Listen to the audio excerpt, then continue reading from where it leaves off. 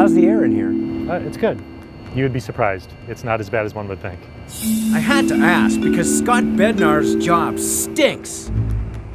You get used to this smell? What smell? Easy for him to say after 15 years as a wastewater treatment mechanic with JEA. He always knew he wanted to work with H2O. Water. And I wasn't expecting it to be this type of water. You could say his offices, 11 master sewage lift stations like this, are the bowels of Jacksonville. Whatever you flush comes aided by gravity to one of them, where it's literally lifted so it can flow downhill the rest of the way to a treatment plant.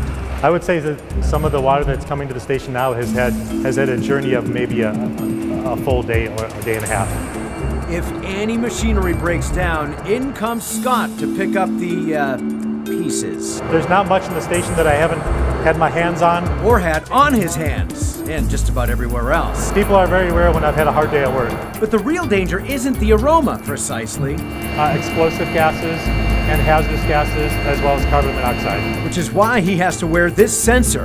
Among those gases is hydrogen sulfide, which forms acid in the lungs and is, in its own way, silent but deadly. The greatest danger in hydrogen sulfide is that it desensitizes your sense of smell.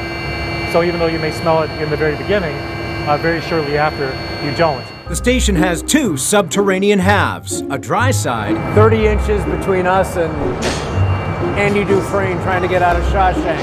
That's right. Thank you, Wall, and thank you, Lord, for keeping me on this side of it. and a wet side. Oh, it gets worse by the step. An abyss of 12 million gallons daily. And that's the other side of that 30-inch wall, I take it. It is.